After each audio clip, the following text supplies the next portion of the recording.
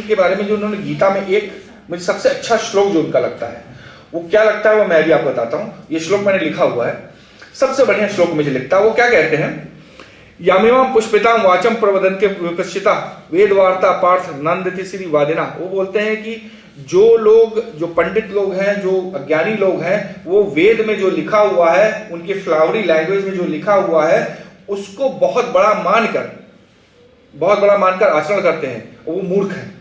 वो बोलते जो वेदों का आचरण करते हैं वो मूर्ख है। कृष्ण बोल रहे हैं क्यों वेदों का आचरण करने वालों को मूर्ख बोल रहे हैं? वो बोलते हैं क्यों? क्योंकि वो अपनी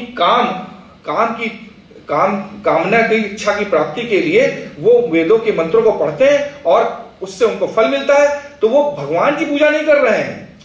दे are not praying to God कि भाई भगवान तुम मुझे बुला लो और मैं तुमसे बहुत प्यार करता हूं।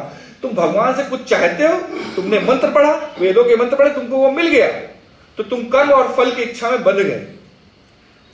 वो ऐसा क्यों बोल रहे हैं? मैंने अभी आपको बताया ना कि वेदों के 4 पार्ट होते हैं, ब्राह्मण, संहिताएं होती हैं, अरण्यक, उपनिषद। वो इसलिए बोल रहे हैं कि जो तुम जो कर्म और फल के बीच में जो बंधे हुए हो वेदों में, वो तुम ब्राह्मण और संहिताओं को फॉलो करने से पढ़े हो। अगर तुम अरण्यक और उपनिषद भी पढ़ लो कि वेद आए कहां से, ये क्या हुआ, मैं कौन हूं, मुझे पढ़ लो, तो तुम फिर ये कर्म और फल की इच्छा से मुक्त हो जाओगे, फिर तुम्हें कुछ चाहिए ही नहीं होगा।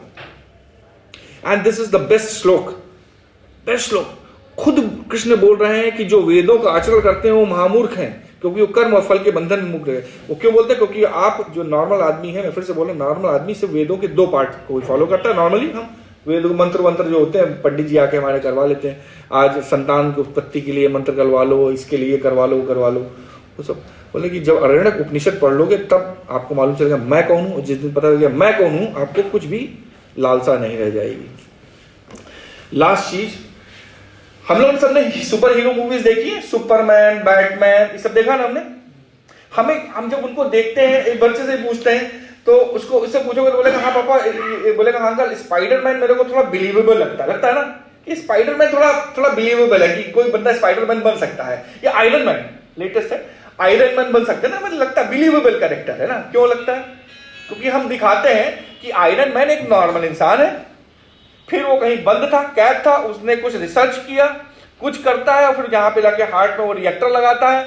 हार्ट में रिएक्टर लगाने के बाद उसके पास पावर्स आती हैं, फिर वो पावर्स रिसर्च करके पावर्स आती है, फिर उसके बाद वो पोशाक आती, पावर्स आती है, उसके बाद वो लोगों का साथ लड़ता है। ये क्रेडिबल स्टोरी लग रही है ना? क्यों लग रही? क्योंकि आपने कहा एक साधारण इंसान, उसने कुछ रिसर्च किया, कुछ नई चीज बनाई, उसको धारण किया और जाके शत्रुओं का विनाश कर रहा है।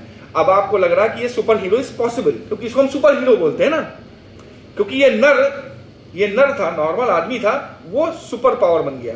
ये हमें क्रेडिबल लगता है। लेकिन जैसे ही हम कृष्ण और राम की बात करते हैं, हम क्या कहते हैं? ये तो अवतार थे भाई, ये तो विष्णु के अवतार थे, ये तो भगवान थे, ये तो कुछ भी कर सकते थे, चक्र चलाए सब खत्म। तो इसमें क्रेडिबिलिटी कहां है हिस्ट्री में? क्योंकि अवतार थे भैया, वो तो कुछ भी कर सकते। इससे 2 प्रॉब्लम होती है। 2 प्रॉब्लम क्या होती है? पहली प्रॉब्लम होती है कि आप कहते हो अवतार है तो ये तो कुछ भी कर सकते थे, जो ये कर सकते थे वो मैं नहीं कर सकता, क्योंकि तो भगवान है।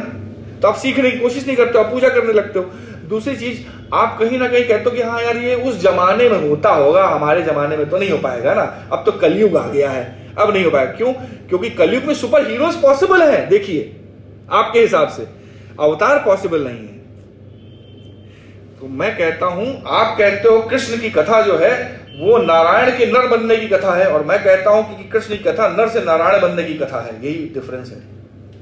आप जैसे ही कृष्ण को भगवान मानते हो, अवतार मानते हो, आप क्या कहते हो कि यार वो तो कुछ भी था, कुछ भी कर सकता। आप ये नहीं समझते कि उसने ऋषि संदीपन के आश्रम में जाके 64 कलाओं को सीखा था। उस बंदे ने 64 कला, क्या आप एक कला में भी पारंगत हो जाइए तो बताइएगा आप उसकी सारी की सारी जिंदगी की जो रिसर्च है और जो उसने स्टडीज की है ऋषि संदीपन के आश्रम में जाके पढ़ाई की, उसको सबको नकार दे रहे हो। क्यों? क्योंकि वो तो भगवान है। अगर आप इसी को पढ़ते, इस आदमी को जानने की कोशिश करते, बोलते ये तो मेरा सुपर हीरो है यार, it is possible, I can also be Krishna, मेरा बच्चा भी कृष्ण हो सकता है। हर माँ अपने बच्चे में लड्डू गोपाल देखती है, कृष्ण नहीं देखती, लड्डू बचपन का देखती है। अरे कृष्ण बनाओ ना, उसको भेजो किसी ऋषि संदीपन के पास, हिमालय में पढ़ के आएगा वेदों को, बन जाएगा वो भी सुपर हीरो, अवतार बन जाएगा। तो सुपर हीरो वर्सेस अवतार, हमें इन सब लोगों को सुपर हीरो बनाना है, हमने अवतार बना के रखा हुआ है। That is my take on the subject.